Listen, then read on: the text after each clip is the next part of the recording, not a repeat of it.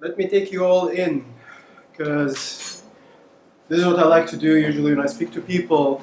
I love to speak to you from a place of presence, not a place of presentation or performance. So I hope that what comes from the heart will reach the heart. Everything started with this child that did not find any place to belong to. You see, my story started with traveling parents. Because of the work of my father, we were moving from one country to another. And suddenly I became the Egyptian, the Arab, the outsider. Constantly. My origin is from Egypt. You don't belong here. You are living abroad. You are different than us. So I lost the sense of belonging.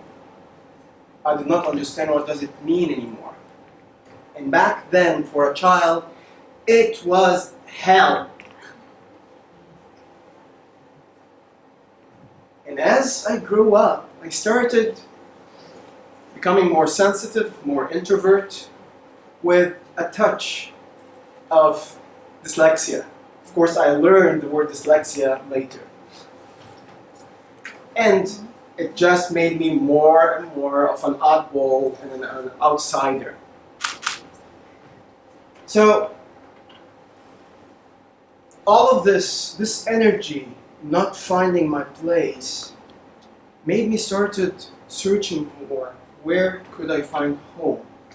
If I cannot belong here and there, where can I belong to? What can I belong to? So I started in this journey to manufacture my own home. I started it with martial arts. Martial arts, 30 years ago when I started, it started to empower the child in me. It gave me more time to reflect on myself and my surroundings. And bit by bit, I started having a sense of what do I belong to. And there, I started understanding that the best home for me is something that exists within me, that I need to constantly explore. It's a set of values that I will accept and assimilate and incorporate it in who I am. If I know who I am, and I'm okay with it, and I'm accepting it, and I'm belonging to it, then this is my home wherever I go. And this is where the story of the nomad started. Traveling from one place to another, carrying my home inside of me instead of leaving it behind me or looking forward to find it. And the result is that I started collecting pieces of me from each person that I spoke to. It's like you all completed my puzzle. From every single country that I went to, from every single person that I spoke to, they touched my heart as I touched theirs, as I allowed myself to be present with one person and just listen. The hell transformed into paradise. Because the idea of not belonging or being attached to anything allowed me to be attached to everything, to have a connection, a similar connection to everything. So I will not treat you good because you're my sister and you're bad because you're a stranger. No, for me, you and my sister are one and the same. Our behavior and interaction together is what will enrich our relationship or diminish our relationship. So even the blood ties, the race ties, religion ties, faith ties, it started to become white noise in the back of my head. The learning for me was, if you truly want to know, you truly want to know who you are, where you want to go, all knowing must go. You need to be willing to sacrifice your knowing about yourself and about where you belong to. Only then I managed to open up to people more and find my pieces, the pieces of myself within each and every person. 15 years ago, I discovered coaching. And that completed yet another piece of my puzzle. I started the journey of coaching because it helped me help people find the home within them. Because from my observation, when I notice people, they are always running, either running from home or running to find home. But at the end they are running. So what I learned from my experience is how to help them be present with the home within. Fast forward today, I'm doing exactly the same thing that I was looking for and that I learned from my experience. I'm doing with individuals, with leaders, with executives, and with portmen and portwomen.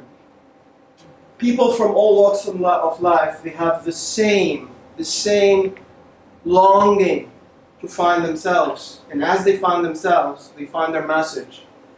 And as they radiate their message, the world will change. So why am I here in this world? If I want to summarize my message, I would like to help you challenge your definitions, your meanings. Redefine what you know. Only then you will start knowing. And I would like to share this with you, or a taste of this with you, with a metaphor.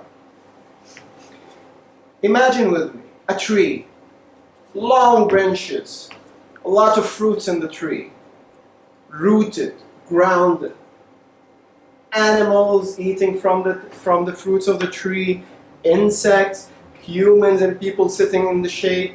Like an entire community is thriving with this tree. What do you think the mission of this tree? I would like to listen only for 2 people because of the time. So what is the mission of this tree?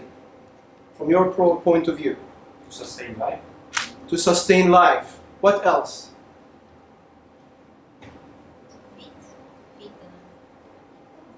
To feed the people, to be of, and the animals, and to be of service.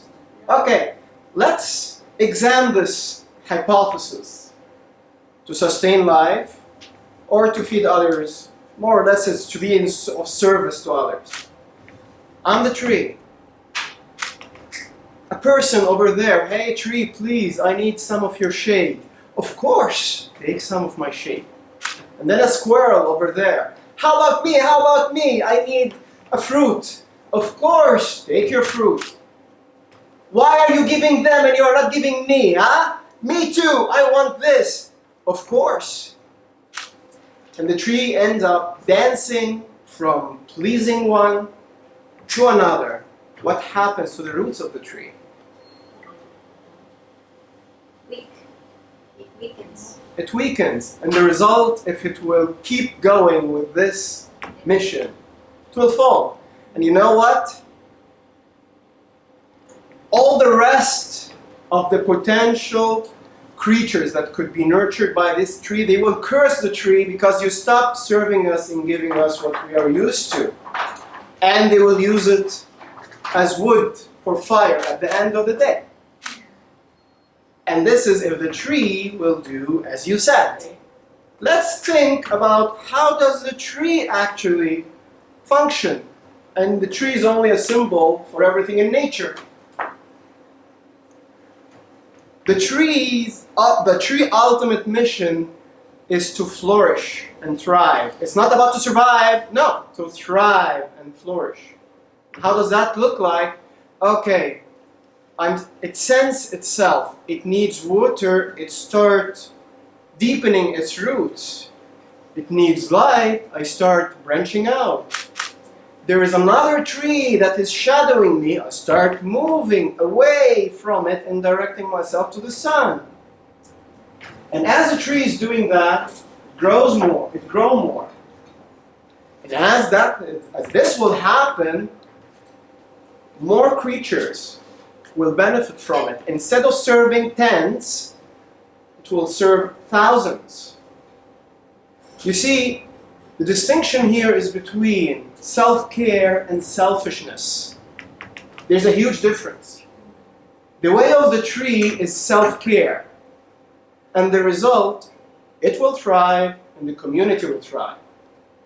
Selfishness is if the tree taking care of itself with self-care, and then someone will approach trying to take a fruit, the tree will tell him, stay away, don't take from my fruit, don't take from my benefits. Now this is selfishness. And that's only an example for one definition that you may have in your mind from an old programming. So, if you truly want to know yourself, if you truly want to thrive, all-knowing needs to go and examine or re-examine again from a place of curiosity of a child. And then build it, and rebuild it, and rebuild it. This process, as it goes, is the whole idea of building your own home. Knowing who you are, knowing where you belong to inside of you, in your inner world. So, at the end, remember, if you truly want to know, all-knowing must go, no matter what it is. All-knowing needs curiosity. If it's knowing another person, or if it's knowing yourself, or if it's knowing your world, you're all the same. Thank you so much for engaging with me. I can sense the heart of each and every one of you beating with me. And please, if you would like to connect, I would leave some of my cards here. I would love to respond to each and every question you have about your own exploration to your home. Thank you so much.